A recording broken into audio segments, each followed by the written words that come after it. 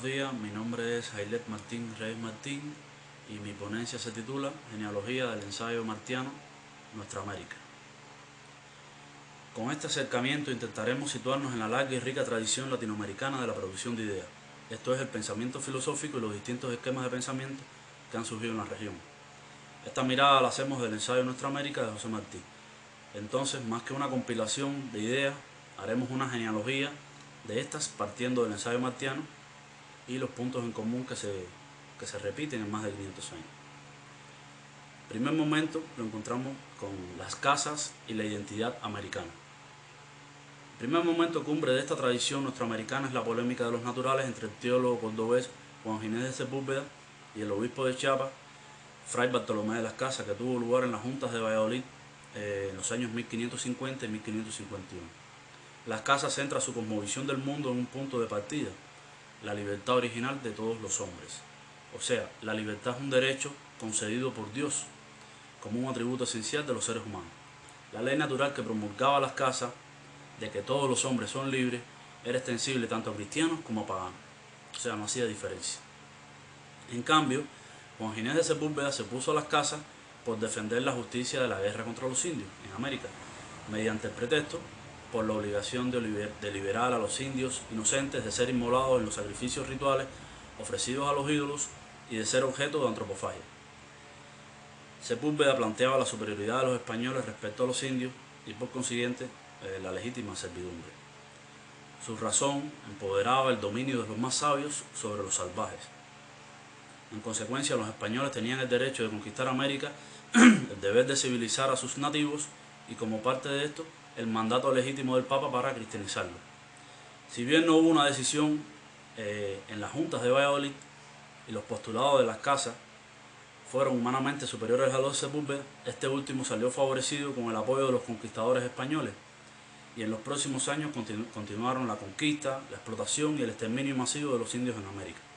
Sin embargo, Las Casas pasó a los anales de la historia como el gran humanista, el principal defensor de los indios y sobre todo el primero en aceptar y respetar la identidad de los pueblos originarios que asume Martí mediante su hombre natural en el ensayo Nuestra América. El segundo momento sería Simón Rodríguez y la creación, un segundo momento fundacional como génesis anterior a lo expuesto por Martí en el ensayo Nuestra América, es cuando el ilustre pedagogo venezolano plantea en 1842: inventamos o erramos. Nos referimos a don Simón Rodríguez, maestro del libertador Simón Bolívar. En correspondencia con el proyecto fundador martiano, expuesto en el ensayo, el caraqueño expone la originalidad que debe primar en América Latina. Es un llamado a crear. ¿Por qué? Y se pregunta, ¿qué es inventar sino la creación original de los pueblos?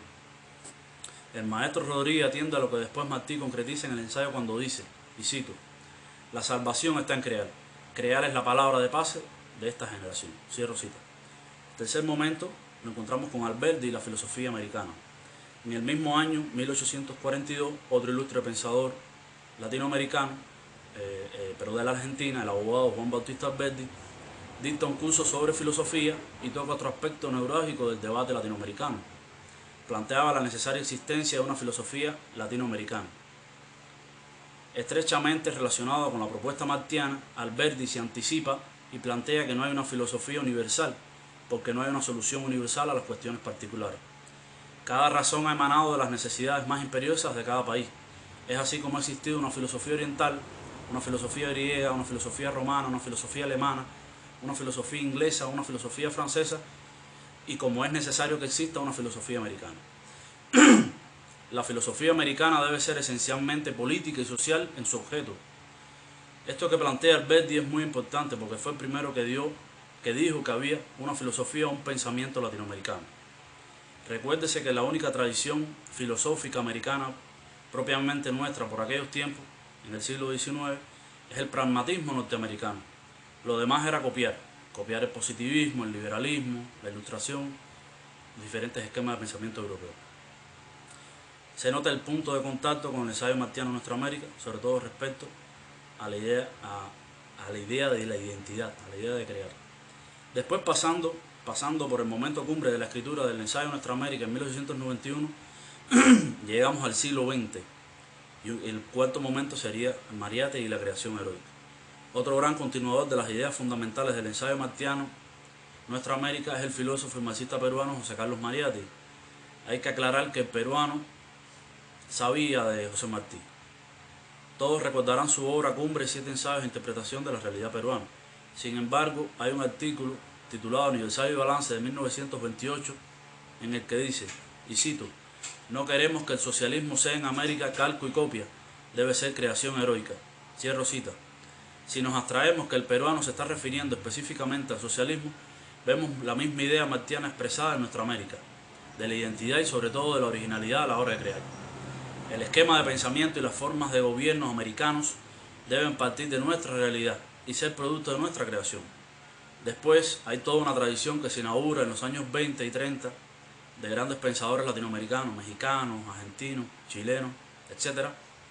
Y el punto central que se va a estar discutiendo es el problema de si existe o no una tradición. Si pensamos quiénes somos, existe una filosofía latinoamericana. Interrogantes que son abordados por Martí en nuestra América. El quinto momento sería la polémica entre Salazar Bondi y Sea. La polémica entre los filósofos, el peruano Augusto Salazar Bondi y el mexicano Leopoldo Sea se desarrolla a finales de la década de los 60. Ambos retoman la tradición martiana que cuestiona la autenticidad, la originalidad y la creación. Salazar Bondi en 1968 publica el libro Existe una filosofía de nuestra América. El mismo título del texto señala la génesis martiana.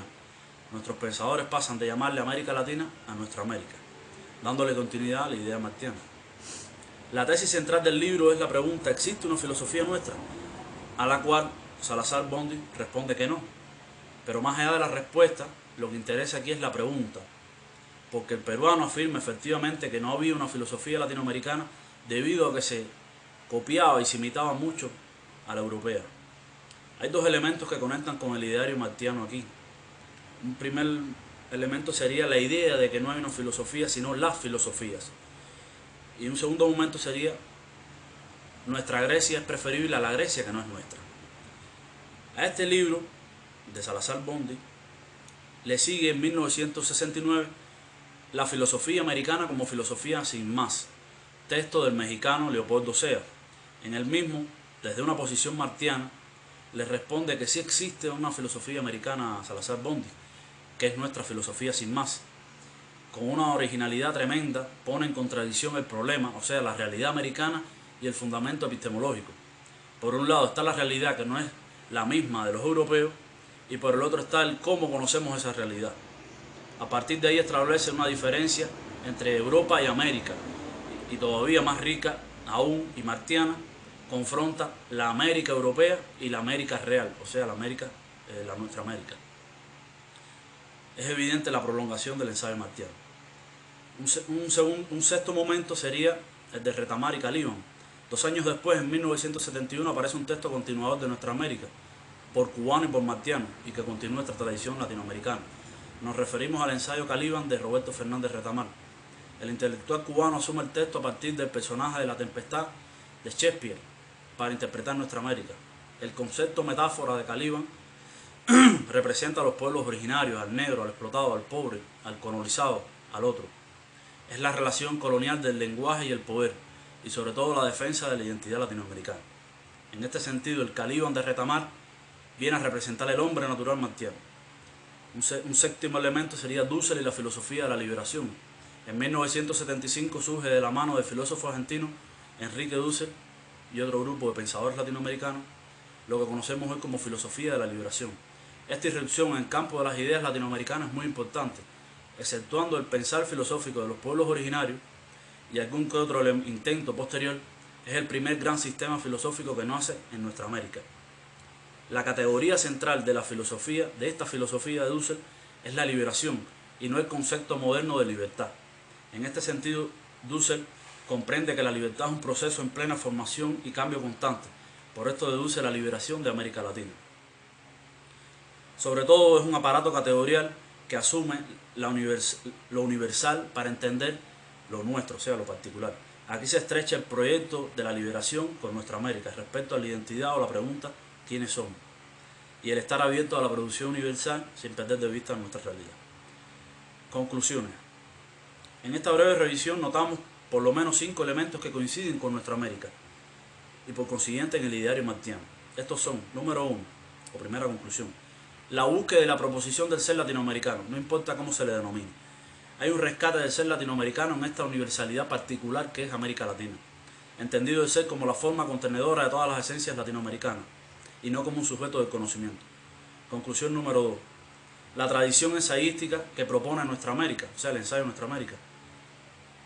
Hay un hacer o un pensamiento y filosofía diferente que surge a partir de la ensayística y nos diferencia del resto del mundo con respecto al abordaje literario.